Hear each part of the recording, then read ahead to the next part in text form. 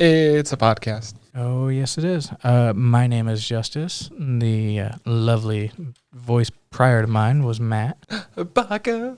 This is the ExAnime podcast, where two dudes sit and Just two examine dudes. anime. Currently, the fall season for 2020. Some new shows. The last episode. We know where the big 9 we were going to watch. Yes. There are currently... That is the picture on the video right now. For when that video is up, they can see all 9 that we picked on there. Mm-hmm. Well, technically 10 because it includes the movie that's on there, Burn the Witch. Mm-hmm. So we're going to save Burn the Witch for next week. Yes, I didn't watch it. Yeah, life got in the way. It happens. Beyond that, there were a couple shows that just hadn't aired yet. The Day I Became a God hadn't aired. I'm trying to go through. Noblesse hadn't the OVA air, but not the actual first episode, so we're going to hold off on that. I even watched that one this morning when I woke up. And then the other big one was Adachi and Shimamura, and then Ikebukuro Westgate Park. None of those had aired, so we're going to pass on those today. Now there is, I guess, the first order of business, because we're probably just not even going to talk about it, because after watching the first episode of the, why can't I think of the name, Yashahime, Princess Helf-Demon, basically the Inuyasha continuing story. That's one of the 9 that we were going to watch, just not anymore, because after watching the first episode, there's a lot of stuff you have to watch from the original to get. Mm-hmm. I mean, you don't have to get it, but...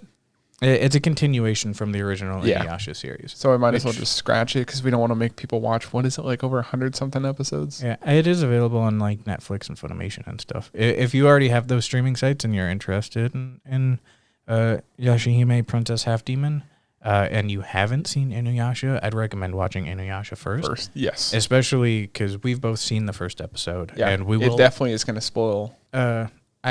I think to a certain degree we should talk about it just a little bit, and we might as well right here just address that, we're not going to continue to talk about it within the next episodes. Yeah.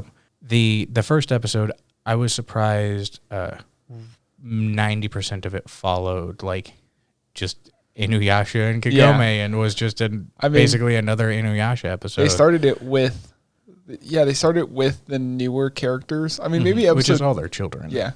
Maybe episode 2 will just continue off their children if it does. I mean, maybe. Mm-hmm. But 90% of the episode was like, oh, you love Inuyasha? Here's some more Inuyasha. Yeah.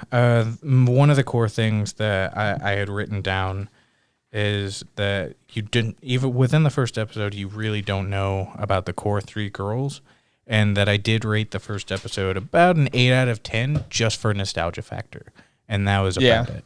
But it wasn't a very, the thing that's cool, well, let me give it, I gave it like a 6 out of 10, but excluding the nostalgia, because it wasn't great, it wasn't bad, it was like pretty all right. The thing is, a lot of the animation for their noses and their ears are the same as the original, which is kind of cool. I mean, they updated the backgrounds, but like the actual characters stayed very close to a similar art style with like I don't even know if they had the same voice actors, because I've seen Inuyasha dubbed. This was the first time I've heard Inuyasha speak in Japanese. So I watched Inuyasha like very early on, so I can't remember. Yeah, all in all, opening was all right, or the ending, whatever it was. That was actually one of the things I did want to touch on. Man, opening and endings this season are pretty baller. I like them. You don't like them? I have yet to find one that I like.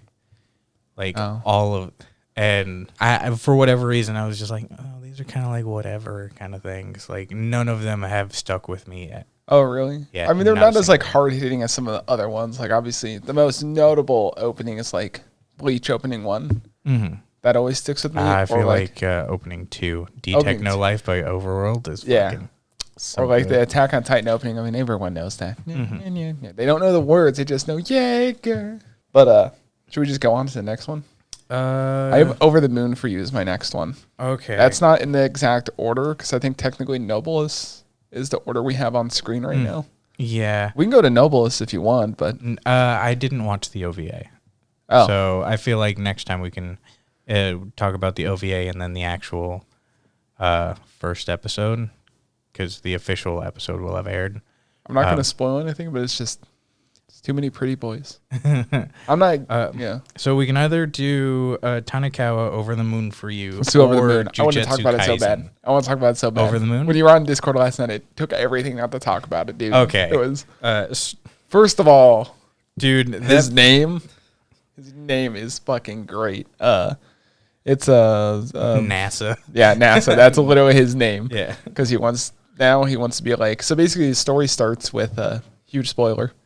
You open up to showing him as a kid. His parents name him. He's going in depth about like getting married and literally it's having a kid. Then it goes into him being like a tiny kid. Well, hold on. The opening scene is him bleeding. Oh, and yeah, her standing over. Yeah, and this kid the bleeding out. Yeah, the first thing I wrote was crazy, like unexpected opening scene. Like I assumed it was like, oh, she's crazy. This is some like. Yeah, I forgot. I wrote what I wrote was open with main character apparently fucking dying. Yeah. Yeah, he's just laying there bleeding, and then it goes to like the flashback of him growing up. His parents named him NASA. Then it goes into like him trying to do push-ups, and like it's like a montage of him working out of like, oh, I'm gonna be an astronaut when I grow up. So then they go into him in middle school. It shows him in middle school, and then he wants to take the national test to get into high school early, if I remember correctly. Yeah, he basically realizes that if he wants people to not make fun of him, he has to be an overachiever. Yeah. So then there's one point where they show his card. Now, if you watch it on Crunchyroll, they actually have the translation of like his report card, you could say. Mm-hmm. And I wrote it down because it was real interesting. He's national ranking is number 1 on the test exam. Very smart. And then out of 5 subjects, he got 498 out of 500 answers right. Jesus. So he's a smart kid. Yeah. So some of the stuff that I do have written down was after the opening scene. I was like, NASA's a pretty bad name. Yeah. Like, especially once they start explaining to it, where it's like, oh, what a poor kid. Like, yeah. Imagine if your name was NASA. And they're like, oh, like the space station? Because that's how he finds out. Everyone's just making fun of him. Yeah. And then, of course, the teachers are like, oh, well, choose multiple colleges just in case. Yeah, they're trying to get him to be like, it's understandable teachers are trying to help him pick the right path. Yeah. Which at some point, like, I get why a teacher would be like, oh, like, just make sure, like, have more than one college, because what if you don't get into the college that you want? But with grades like that, at some point, that teacher should be like, you're definitely going to get into the fucking college that you want. Yeah, if you're ranked number 1, there's no one better than you, so you're going to get in. Mm-hmm. But this wasn't even college. This was just high school. Mm-hmm. I can't remember, was he wanted to get into college a year early, or he wanted to get into high school a year early? No, he wanted to get into high school. High school a year early. Yeah, because he was only 15, 16. Yeah, because then that leads into the scene where him walking home. He's walking home, and that's where he sees, because it's over the moon for you in the description we gave last time, is he needs to marry his wife to then date her. So he sees the girl he's going to fall in love with, walks across the street, and then boom, out of fucking nowhere. This is an isekai justice. Truck-kun shows up. It wasn't even out of nowhere. Like, literally for this scene, I put... I was going to write down, like, man, he's really smart, but, like, I didn't even get that far. Like, that scene hit, and I put, never mind, he's a dumbass. Yeah, like, he just saw a pretty girl and immediately was like, oh, I need to go say hello, and got hit by a fucking truck. And then he, like, she apparently... I don't know if she's magical or what, because she took, like, the brunt of the hit, but didn't actually get hurt. She, like, just goes to leave, just dips out, and, like, he chases... Sorry, I sneezed. He chases after her. She's got to be magical. That's got to be the whole point, because she then... Yeah. Listen, man. Dude, I made a point to write down the power of boners is really strong, because literally at one point she's like, both of your legs are broken. And he gets up again. Yeah. Like, his blood splurts out from the top of his head. He gets up, falls down, and then gets up again after that. Yeah, like... Listen, man, I'm telling you right now, this is an isekai. Maybe, dude. That entire scene, like, he was hurt bad enough that he never officially got her name, but he did ask her out, and she was like, "Oh, well, only if we marry." And he's like, "Yes." And then without a doubt, out. he just said yes. Yeah, and then he loses consciousness, and he's in a coma for like 3 months, and then of course still has to take that last year of middle school anyways, and like go through all of this, and never sees her for like. Well, he didn't even go to high school. He dropped out of middle school and then started working at a convenience store. No, he didn't. Did he? I thought they said he didn't go to high school. He just started working at a convenience store he to still meet her. went to middle school, or he went to middle school, but not high school. Right? I believe so. She's also a badass. I need to mention that. Yeah. Yeah, and then she randomly shows up at his house. Yeah. Which is like, all right, well, you've been gone for 2 years, and of course now that he's 18, is it only 2? I thought it was 3.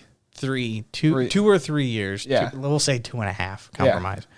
But like, she just shows up out of fucking nowhere. Mm-hmm. It's like, oh, now that you're 18, you want to sign these paperworks? And of course, he's like, well, I don't know about that. I was like, are you sure you don't want to date me? He's like, yes, I do. He has like a tiny, like he's a super smart kid, has a tiny bit of doubt, and immediately she's like, you sure you don't want to marry me? He's like, oh. Mm-hmm. So they fill out the paperwork, and they go down and they submit it. And then she's underage. Yes. They point that out. It's like, oh, you're underage. She's 17. Yeah. She's a year younger. He's like, oh, well, she's underage. She needs parents' permission. Just hands the dude like a random piece of paper filled out. It's like, you don't need the actual parents here? Like, what the? How does this? It just, and then they got a tree. The most important part of the whole story.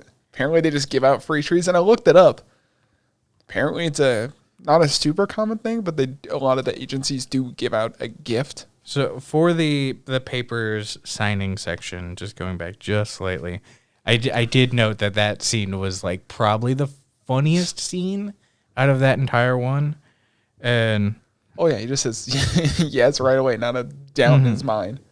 Yeah, even above that, I was like I reiterated that he's really dumb, and there was the scene about them holding hands. The best quote the whole show is either A, girls are all this soft, or B, all you can grab them from now on. It's like, yeah, when they're holding hands, like he never has like touched a girl or anything, and then it's just meeting. Oh, you're married, and now I can hold hands. And it set up the fact that she's gonna go live. She's gonna now live with him. Yeah, that's the preview for the next episode. Is apparently they're gonna live together. Yeah, I did make a note because right at the very end, she's like, "Oh, I'll be back," after like showing up randomly, and like they do all the paperwork, and it's like, I'm just like, know what time it is. So we pace it, all right. Yeah, that's fine. We're officially married. All right, well, I'll be back, and doesn't say where. Yeah, and I was literally like, she's kind of sus. Like, yeah, you are kind of sus, bro. Yeah. She vented, dude. She vented. But for that'll date this. The first episode, I did try to give kind of a like out of 10 idea that like personally, I gave a 7 out of 10. Yeah. And I made the note that the next 2 episodes could probably make or break the show for me, because it was funny on certain parts, but they were like over exaggerated on other parts that were enjoyable, but like we're starting to get old really fast. Like the whole him being hit by the truck and like dealing with all of that and going after twice, and like him almost losing consciousness. Dude, that was like a 10-minute thing where I was like, man, this is going on a really long time.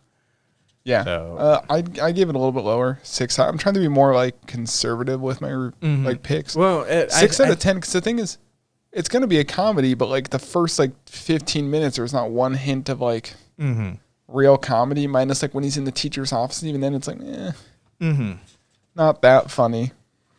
Yeah. But the problem is I got too serious with him. Like, dude, you're giving up your entire college like career and like good jobs so you can go meet this girl. She's got to be some magic, whatever. But then we're going to hop over to Jujutsu Kaisen. Thank you, buddy. Yes, please. Also known as Le Finger Eating. I do believe this is one of the highest ones that I enjoyed. I guess spoiler, the closest one was Burn the Witch, because I did like Birth in the Witch a lot. Listen, dude, I didn't think this was actually going to be a shonen material type show till you watch it and you're like, oh, shit, this actually can be like a... This is what I was telling you last time, where like the creator of My Hero was like, yo, if they do this right, this is the next big thing. And watching the first episode, I was like, oh, I see it. I get it. I get it. Basically, long story short, there was like this secret society they didn't go into too much that protects the regular world from demons. Mm-hmm. And then there's this random kid shows up and now he's a demon slayer. Without a sword and can't smell from miles away. I do think also this opening we need to. I really like this opening. Man, I know it wasn't perfect, but I really like the way they did that opening. So I do think, really quick as a note, maybe not going entirely over the episode plot, just kind of some of our thoughts, compared to like Over the Moon, where we basically just went through the entire synopsis of that episode. Also, just sorry, I got to point out in the opening, there's one point where there's a panda parkouring over a building. Highlight of the episode. You didn't notice it? No. Dude, they do a close-up on the panda doing like parkour.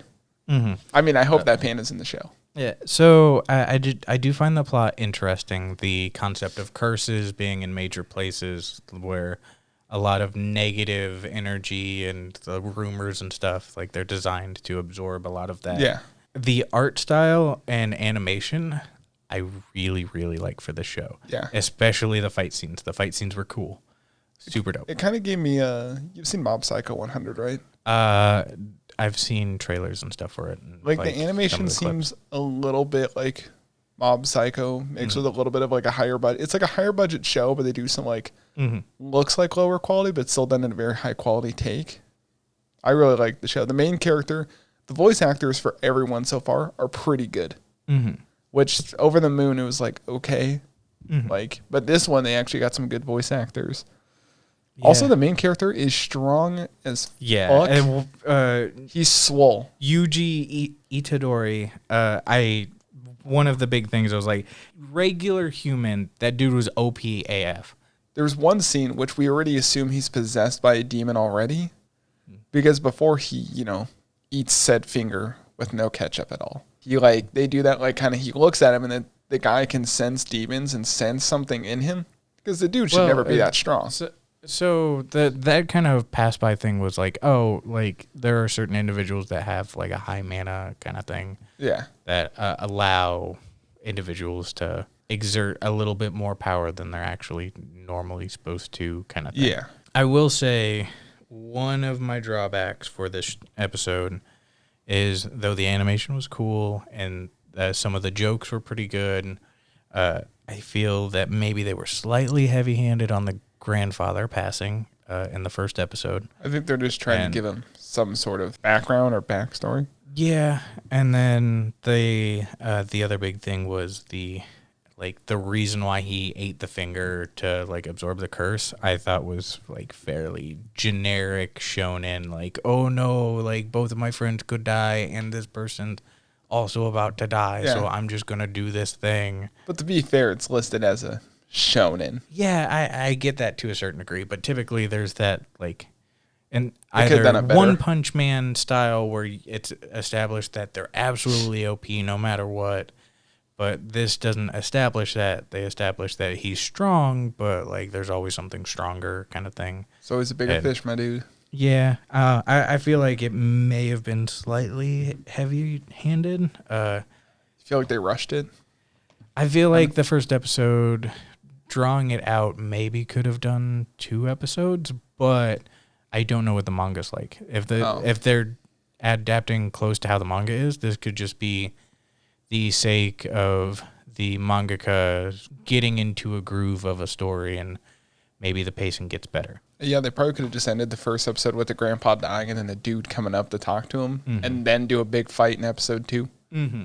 But I also get making like a splash for, the first episode, cool fight scene, all that fun stuff, especially because it was done by Mappa. Mappa's good with fight scenes. It has been confirmed for 24 episodes. Oh, Jesus. So we've locked ourselves into... Yeah, it's a 2-core back-to-back. Hey, man, as long as it's good.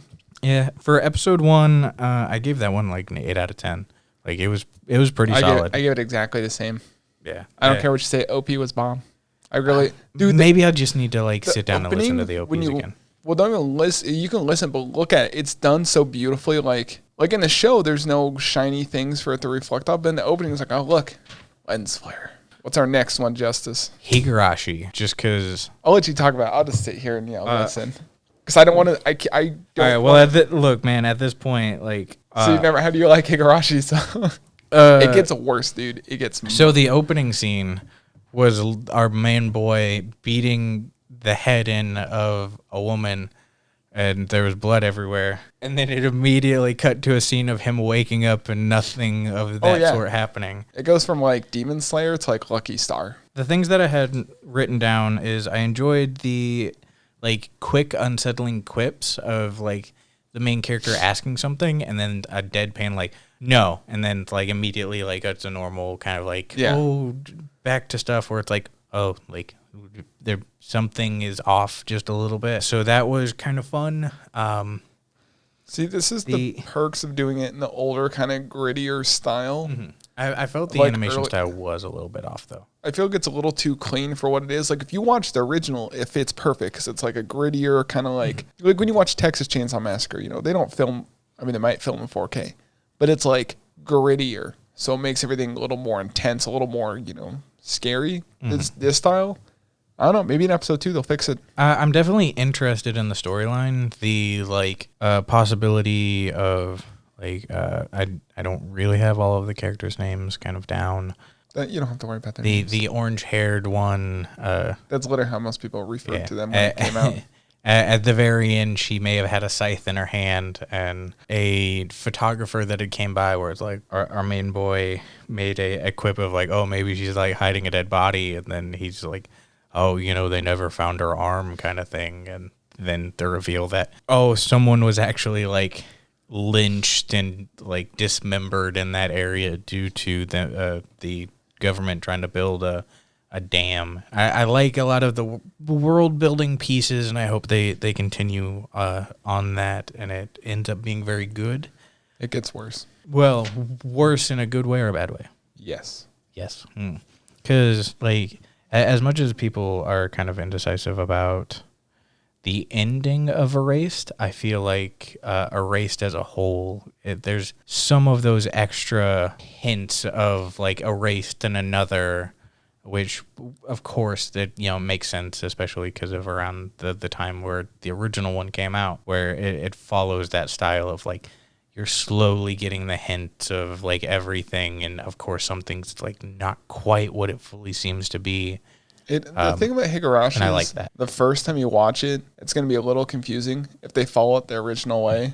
I mean, I don't want to say too much because I don't want to accidentally take my old knowledge and spoil it for the new. That's why I'm not predicting anything, because if it follows exactly almost 1-to-1, it gets graphic. It is very, I forgot to mention that. I don't think we put it in last video. It's a graphic if people are squeamish. That's fine for me. I mean, just in case people are squeamish. It has been confirmed to be over 14 episodes, but they don't explicitly say how many. I guess they're going to wait to see how much they do. Mm-hmm. Do you want to go on the Noblest, though? Because that's about it for that. You give it whatever you want. My opinion's gonna be super biased though. For Higurashi, I'd give it like a 6 out of 10, 6 or a 7, mainly because I don't like the style they did. I like the original better. Yeah, I haven't seen the original. I'm giving it a 7 out of 10, only because the story seems interesting and 7 out of 10 baseball hits.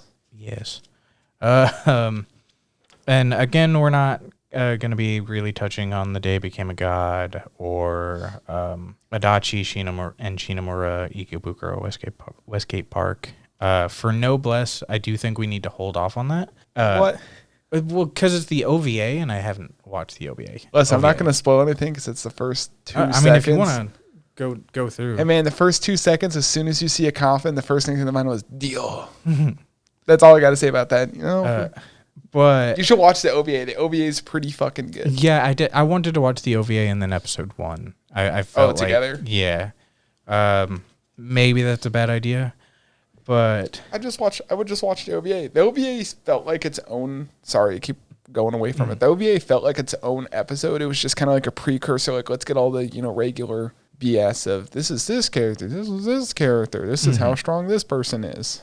Yeah. Also, the characters, I'm not really sure who I know who the main character probably is, but they make it seem like there's multiple main characters. Main character 1 in the white suit definitely looks like the main character. The other person they introduced doesn't look like a main character. He just kind of whichever one is the noblesse is the main character. I mean, they didn't get into anything.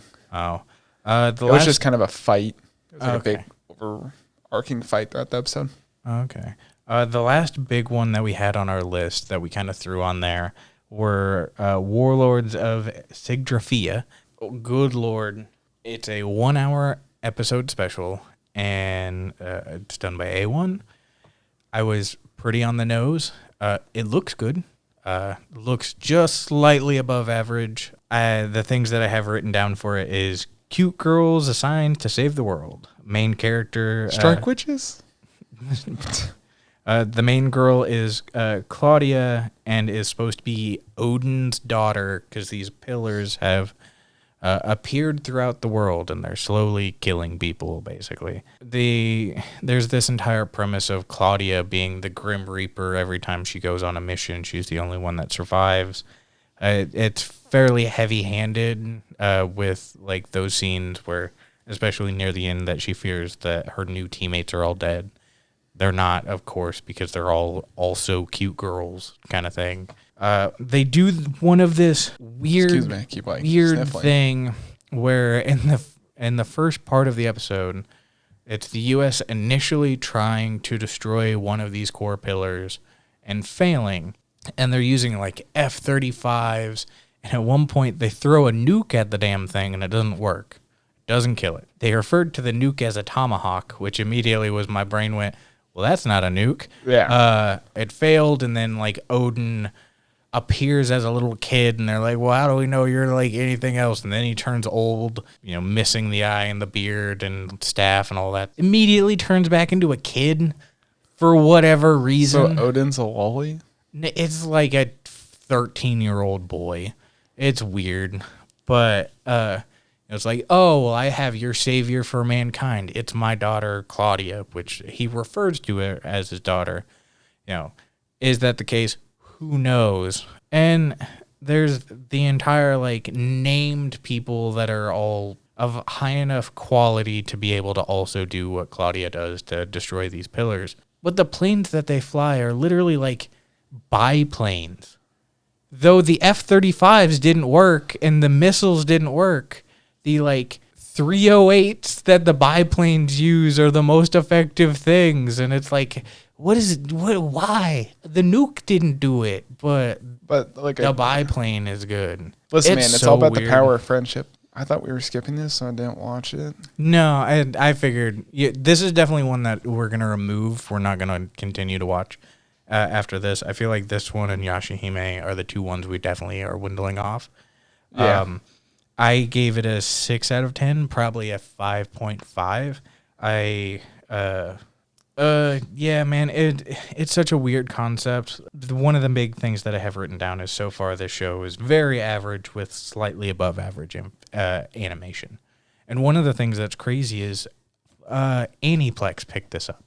Aniplex picked it up? Yeah, their U.S. distribution. Hang on. Doesn't Aniplex, not saying it's Strike Witches, but doesn't Aniplex own Strike Witches too? I have no idea. Yeah, I thought they did, which would make sense. Typically, Aniplex only picks up stuff if they know that they're going to be able to sell a lot of things for it. So, and at an outrageous price. I mean, DJ bought SAO the first season for like $200, $300, some shit. It was like $200 per set. It was like 2 sets. It was like $400, which is ridiculous. Listen, man, if Right Stuff Anime let me do local pickup, like we live close enough to Right Stuff Anime. It's literally like a 10-minute drive. Yeah, 15 minutes, some shit like that. And you order, it's here the next day. Mm-hmm. It's super nice. So beyond that, those are like the core ones that we were supposed to talk about today. There were a handful of ones that we dwindled off that we thought, probably not really worth it. There was Standing on a Million Lives. I'm going to tell you right now, which is Journey of Elena. I went and watched part of Standing on a Million Lives stopped watching it halfway through. And then there was also like Talentless Nana. So I I did overachieve, and I was like, I'm just gonna watch everything. So I did watch Standing on a Million Lives. Did you like it? I didn't really enjoy it. I gave it a 5 out of 10. Yeah, so I put, I'm conflicted that they're trying to make the main characters seem kind of funny. The main character being given a farmer class is it's whatever. I don't know, the whole concept of like, oh, you're being summoned to a video game, and when you complete a quest, then you get to go home, and then you'll be re-summoned, and there'll be 10 of you by the end of this, but also if all 3 of you die at once, then you're dead in real life, so always make sure you have... Thank God it's not Dark Souls, It doesn't give you the all or nothing kind of thing. Like when you think about like, it's all or nothing, like SAO. Or Maria Nikki. It's like, oh yeah, you lose your phone, you're dead. You die in this game, you're dead. This game's like, oh well, if all 3 of you die. It's like, yeah, the thing that I had written, main character summoned to a video game. The animation is very, very standard. Very standard. It's not anything special. Yeah, it's super cookie cutter. I called him a video game like obsessed ass. It's just not a character you can get behind. You know what I mean? Mm-hmm. Like most good characters, you can get behind. Yeah, like this guy, you're just like, cool. I hope he dies. Yeah, because there's literally like a point where they flash forward where he's clearly become OP somehow with this farmer class, where he's just slaughtering monsters at one point, and he refers to it at being better than that trash ass Tokyo, and he's clearly a prick and. It's not like I maxed out my shield, so I don't like to take damage. What's that? Bofuri. I haven't watched Bofuri. I've seen a crap load of clips of it. Yeah, but those are like, that's way different style. Like, she's cute and adorable and like... Well, there's the thing of like, it's a person in a video game. Now, obviously, it's not life or death, but it's like, you made a character people like. If you're going to make someone OP, someone like that, stick with... I don't know. That's why I said I turned it off like a little over halfway, because I was like, it's not... good. Yeah, that's definitely one where we were pretty right on the nose with like not wanting to watch. I'm curious to see where it goes in ways of like it has the option to be a little bit better and like redeem itself somewhere. But there's also that like small part of me where it's like, oh, you could crash and burn and this could become like top quality for how bad it is. Yeah. It's one of those things where, maybe halfway through the season, people are like, oh, the first 2 episodes sucked, but the rest were good. Mm-hmm. The other 2, the 2 that I did want to talk about, though, The Wandering Witch, Journey of Elena, and Talentless Nana, you didn't watch those. Talentless Nana, the bear one? Picture. No, that was Kuma Bear. Oh. Talentless Nana was the... I've got the synopsis here. An academy on an island I remember you telling me about this. Unnavigatable waters. There are students trained tirelessly to fight against enemies of humanity. So the art and animation is pretty average. Seemed like it from the... you can just tell from the cover picture of an anime. Yeah. It's going to be meh. Interesting thing about this one, though. First, I should say the fucking main characters, the 2 of them that they really introduced so far... There's Nana, which is the girl. She's pink hair, pink schoolgirl uniform. And then there's Nanao, which is the main boy, which is on the cover art, the one with the green hair and wears the school suit style. The main boy is pretty much of a loser. He's not popular. No one really likes him. He's bullied in class, even in a class full of people who all have powers. He's the main bully victim. I wrote that the concept of the government cultivating power users to stop an evil is interesting, but the big thing where it was like, oh, this is like captivated my curiosity. Yeah, is one of the classmates there is there to kill the rest. Danganronpa? Wait a minute. Are you saying that one of them is acting kind of sus? Yes, very much so. Pink sus. So we're just going to call it Among Us now? I mean, I'm more than willing. Did they say who's there to kill people, or they just kind of hint at it? So it's pretty heavy-handed near the end of the episode. Nana, the pink-haired girl, yeah, she doesn't have any powers. She actually pushes Nanao over the edge of a cliff to kill him, and she like pretends that she's mind reading, but basically he's such like easy to be read like a book.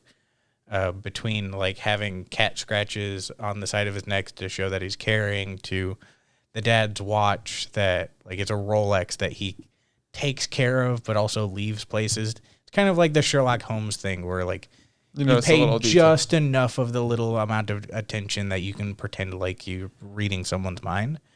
And she like tries to kill him. Tries or did?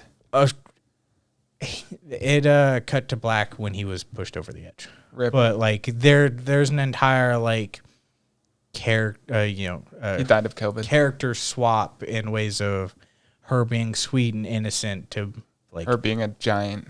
I'm going to kill everyone here. Hey man, I'm rooting for her. Yeah. So that personality swap was what like was starting to sell me. And I gave it a 7 out of 10. I was like, this show could be like the sleep hit for mystery thriller section, or it could go so outlandish and be bad. Like it's either one or the other. I feel like there's no level of mediocrity for that. Just because there are other shows that kind of have this premise, they may do some desperate stuff.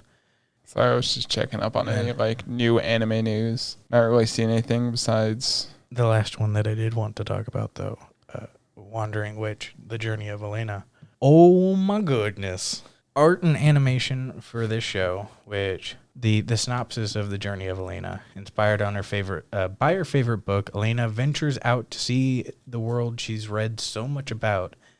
Like a leaf on the wind, she travels from one country to another looking to sate her inquisitiveness. Of course, you got to throw a big word in there for no reason at all. And she's confronted by humanity of all forms, whether strange, bizarre, or emotional. Exploration and curiosity drive her journey. Where to next, Elena? And basically, she is captivated by this book of a witch that travels around everywhere and is telling her story. And she's like, Mom, I want to be that person. Mom, go ahead. So she, growing up, works tirelessly to become like a witch. She takes an exam, being a witch apprentice, and she passes at 14. So this is just Sabrina? Kinda ish. But, she passes at 14 and is one of the youngest witches ever to pass that. Especially in that area, and no actual full-fledged witch wants to train her. They don't want to deal with no kids. It's not even that they don't want to deal with any kids. They don't want to be the person to train the one that's clearly going to outshine them. Kind of like scenario. Listen, man, you got to go like Mr. Miyagi. You got to show them that you raised or taught the best person ever. Yeah, well, most of them witches were all assholes. But the art and animation is really cool. I like the style of Elena. She has a very cute style. Eventually, she does find a tutor, a witch that will apprentice her, being a witch that's not actually from the country, which it doesn't explicitly say where it's supposed to take place. Probably somewhere in Europe, given the England. Not quite England. Germany. Maybe. You're right, Luxembourg. That witch, the Stardust Witch, because they all have nicknames, for an entire month just doesn't teach her anything. It's literally like, hey, give me a back rub. Hey, make dinner. Hey, make breakfast. Have you not seen Karate Kid? Hey, go to the store. And, well... They're all important skills to one day being the best witch ever. So eventually, though, it leads to a breaking point with Elena, where the teacher is finally like, hey, I'm going to quiz you. And it's like, quiz? So they go outside. It's like, you have to battle me. There's a fucking witch battle. Like, full-on magic battle. And I was like, oh, I wasn't expecting a magic battle. Also, it was really well animated. Like, Now show me carry groceries. no, no, nothing like that. More like flames and explosions and, oh, a couple of those rocks definitely made her bleed because there's blood running down her face. It was super surprising. I wasn't expecting there to be like a full-on like magic witch battle. Turns out the parents are assholes, by the way, because they basically paid the Stardust Witch to like make Elena like give up. At the time, she's only 14, and it's like, all right, well, I don't want you to like just go off on the world at 14. Like, she's been so successful at stuff, basically the parents paid to knock her down a peg kind of thing. And it was like, yo, them parents are fucked up. Like, and of course it didn't work. So the witch finally gives in and trains her. And for 3 years, does a full training until she loses, because Elena is very naturally gifted, and then becomes a full-fledged witch. By the time she actually like sets off on her journey, she's 18. It's fun. It was really surprising. I liked the animation a lot. The witch battle was like one of those things where it's like, oh, this immediately gets like 1 extra point out of 10, just because it was so out of left field. I referred to it as like a show that gives me kind of those Somali in the Forest spirit vibes. Not in the ways of like They're gonna cook her up. not in that way, but in the like, oh, look at the cute girl doing cute things, and like, but there's actual It's a lolicon. Would 18 and full size adult. Fuck off. But the idea that like, oh, just because there are cute things that happen doesn't mean like the main character can't get hurt, and like there actually being real danger involved. That kind of aspect that Smalley has. So I liked it. That was actually one of the only other ones that I gave an 8 out of 10 for. So I'm definitely going to continue that one personally. And if there's anything really worth mentioning, I may bring it up here because it's pretty good. There's one thing I want to mention I watched in between last time and this time. Do you want to guess what it is? Is it Violet Evergarden? No. No. It's even better. It's Akira. Oh, boo. I watched... Look at you, buddy. Akira sucks. Hey, man, there's 2 of us in this household that like Akira, and just you, so you're in the minority here. Dude, I rewatched it because they had the 4K in the theaters. Mm-hmm. And... Did you watch it in theaters? Yeah. Yeah. They, like, in the theater, they forced you to separate. There was, like, 2 other people there, which were super annoying because they weren't even supposed to be there. They literally, like, walked in from another show halfway through Akira, making a shitload of noise, stomping up the stairs, which kind of took me out, but I've seen Akira enough that I wasn't too mad. Mm-hmm. They just left all their crap in the theater. Anybody watching, always throw away your stuff in the theater. Yeah, don't just leave it. Asshole stuff. Yeah, but watching it in 4K also, on a big I screen. should point out that I was joking about Akira sucking. Yeah, I was about to say, it's arguably one of my, for the time, even later on, even like in the I'd say mid to late 90s, it was super, super well done for the time. Because it's from... 87? 88? No, it's actually 1990. But they would have been making it. I think it took them like 2 years to make it, so they would have been making it like 88. Mm-hmm. But it's so, because everything's hand drawn. Mm-hmm. Like everything is just hand drawn, not computer generated, if I remember correctly. But I saw the difference between the original Akira and what the 4K, and it's basically Akira came out in 88. Oh, was it US that came out in 1990 then? Probably. So, but yeah, the US release date October 19th, 1990. Oh, okay. So. This movie would have been worked on in 86 or earlier, just slightly. But how much effort they put in, because this movie's not short. It's like a 2 hour and 6 minute movie. Mm-hmm. It's like 20 minutes of like animator credits, which is a lot because everything's drawn by hand. And the movie, it was nice. I'll just say it was nice watching it in 4K, seeing it like redone, retouched up, because it takes out a lot of the grain that comes in from like hand drawing and like copying and going from like film to digital. And they just tightened up everything. And the audio, dude, the best part about seeing an anime movie theater in theaters is just the audio, because you never get the same experience at home. Mm-hmm. No, all in all, I'd still give it, like, Akira is my number 2 favorite anime movie. Anything else you want to talk about? I mean, we pretty much covered everything that happened. So what are we continuing? What are we still going to watch? So We're still going to watch Noblesse, Higurashi, Over the Moon, Jujutsu Kaisen. we still need to check out The Day I Became a God. We're still. Yeah, The Day I Became a God hasn't aired yet. Adachi Shinomura and Ikebukuro Westgate Park. Yeah, we're skipping. We're not going to watch Yashahime, Princess Half-Demon, or Warlords of Sigrdrifa. Yeah. So we've gone from 9 to 7. Mm-hmm. And we're still going to talk about Burn the Witch next week. Yep. Oh, man. I'm sad you didn't watch Akira. I'm sad you didn't watch Burn the Witch. Listen, man. It's so good. It's a busy week. For those that have seen Burn the Witch or are interested in seeing Burn the Witch, if you are interested in seeing Burn the Witch and you like Bleach, just watch Burn the Witch. Just do it. The art style is very Bleach and will give you those reminiscent vibes. Does it have a dope Bleach opening though? It's a movie. It doesn't really have an opening. It is very good. There are those moments where you're sitting back where it's like, oh, it's so nice.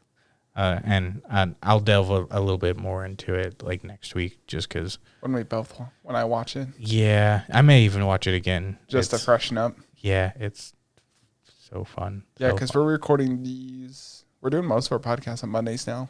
But come next month, we'll record on Fridays or Saturdays. Mm-hmm. Mostly Fridays. So there might be some of those weekend shows that we might be behind a week because we might end up doing a double show in 1 week. So, well.